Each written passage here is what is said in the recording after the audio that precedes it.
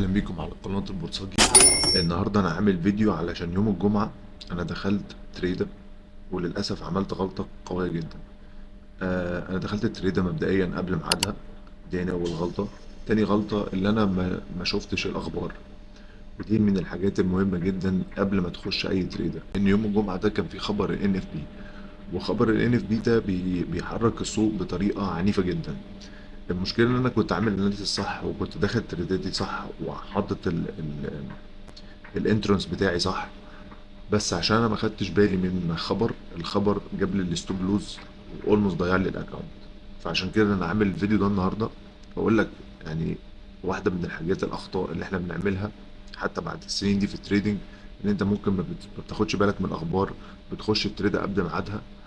وممكن تكون كده عامل حاجه صح، يعني عامل كل حاجه صح، عامل اناليسيس صح، وعارف ان هو نازل. وانا كنت عارف ده. انا فاتح دلوقتي قدامكم الشارت بتاع البريتش باوند ين، وكنت ده يوم الجمعه ده يا جماعه. وكنت عامل بالظبط كده مستني الفير فاليو جاب دي، لان انا كنت متاكد ان هو هينزل. ومع ذلك انا متاكد وفعلا ان هو نزل، ومع ذلك خدت ستوب لوز. ليه بقى انا عامل بقى الفيديو عشان اقول ليه بقى انا خدت ستوب لوز. مبدئيا انا كنت عامل الفير فاليو جاب دي على ال1 اور، اديني فاتح الشارت قدامكم اهو على ال1 اور، وحاطط الفير فاليو جاب بتاعتي ومستني. يا جماعه انا نزلت على ال1 مينت عشان اوريكم اللي حصل بالظبط. انا دلوقتي دخلت زي ما قلت لكم انا كنت عارف ان هو كان سل، او كنت انا هاخده سل. بس كنت مستنيه يطلع للفير فاليو جاب هنا، يعمل عندها ريبرايسنج وبعد كده ينزل. فانا دخلت التريد على اساس ان انا هاخدها باي في سل، يعني هاخد من هنا باي بالظبط هنا، من هنا باي لغايه هنا، لغايه هنا.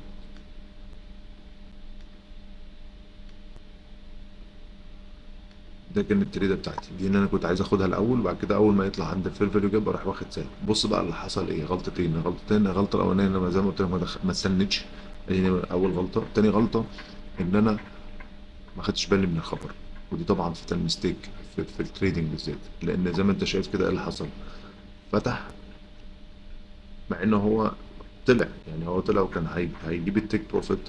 انا كنت حاطاه عند اول الفير فاليو جاب هنا.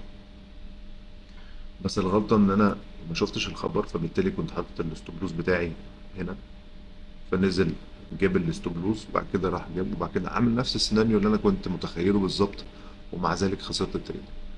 فعشان كده انا حبيت اعمل الفيديو ده عشان اوريكم بالظبط ايه اللي بيحصل في يوم زي ده، وانك في يوم زي ده المفروض ما تتردش فيه. وانا بصراحه كانت غلطتي ان انا شيكت على الاخبار بس ما خدتش بالي ان خبر ان بي كان يوم الجمعه. طيب خليني بقى اخش معاكم ديب اناليسيس شويه عشان اوريكم ايه اللي حصل في يوم الجمعه. بصوا يا جماعه، دي كانت فتحه اليوم، ودي كانت الايشن سيشن، جلسه اسيا. وبعد جلسه اسيا في لندن راح نزل، كسر الليكويديتي اللي هنا وقعد يكمل، وبعد كده كسر تاني كل، يعني هوريها لكم كده. دي اسيا، دي جلسة اسيا اهي.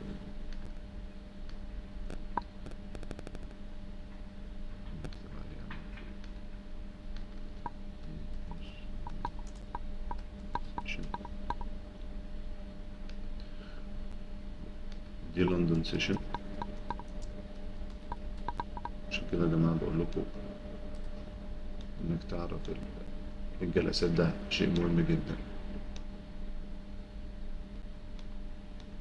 امشوا معايا بس في السيناريو واحدة واحدة. لما انت تشوف ان الايشن سيشن او جلسة اسيا كده عملت كونسوليديشن، ما طلعش جاب الليكويديتي اللي فوق، وجه في لندن راح زي ما انتم شايفين المنظر كده، يا دوبك عمل شوية مانيبيوليشن وراح جري لتحت. فانا متوقع طبعا ان في نيويورك هيكمل ويجيب الليكويديتي اللي تحت خالص هنا طبعا. تمام، بس اخش منين؟ كان المفروض دخلتي من هنا، من الفير فاليو جاب دي اللي انا عاملها على الوان اور. هو مبدئيا البرايس ما طلعش حتى لمس الفير فاليو جاب، فما ادانيش الفرصه اللي انا حتى اخش. وانا لما دخلت كمان عكس الماركت في حاجه زي كده، كانت فيتال ميستيك. بس خلينا نشوف بقى اللي حصل. هشيل دي بس الفير فاليو جاب دي عشان ما تعملش مشكله معانا.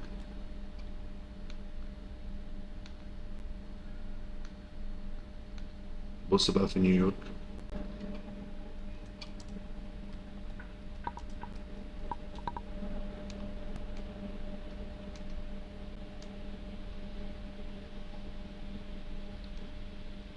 بص بقى، لما بصيت على اليوم كده كامل متكامل فهمت الدنيا ماشية ازاي.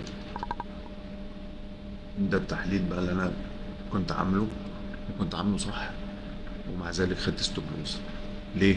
علشان دخلت قبل الخبر، ثانيا ما خدتش بالك من الخبر، انك لازم تقرا الخبر وتشوف الخبر هيبقى الساعه كام. وقلت لكم خبر زي الان اف بي ده خبر شرس، بيحرك السوق بطريقه عنيفه جدا.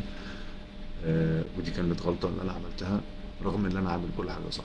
زي ما انتم شايفين كده، خلينا نحلل بقى اليوم. جلسه اسيا كونسوليديشن، لندن عمل ديستريبيوشن لتحت، وحتى مع فتحة نيويورك يا دوبك مانيبيليشن، اللي هي الحركة اللي احنا كنا بنتكلم فيها على الوان مينت، وراح مكمل ديستريبيوشن لتحت خالص. هو دي كانت نيويورك سيشن. شايفين يا جماعة قد ايه الاناليسيز مهم؟ يعني شايف قد ايه انك تبقى شايف اليوم قدامك كده، وعارف ان تحليلك صح، بس لازم تخليتك تبقى مظبوطة وبالتايمنج المظبوط. ودي واحدة من الحاجات الفيتال ميستيكس، ان انت ممكن تكون صح وبتترد صح ومع ذلك بتاخد الستوب لوس بتاعك. حبيت بس اشارككم اللي حصل يوم الجمعه والدروس اللي مستفاده منها، وده اناليسيز اهو كامل ليه انا عملت كده، وايه الغلطه اللي انا عملتها وادت ان النتائج حتى لما انت تكون صح ومحلل صح بتكون ساعتها برضو النتائج غير مرضيه. فدي من الدروس المستفاده. اللي محتاج اي حاجه يكتب لي في التعليقات. بشكركم والى اللقاء.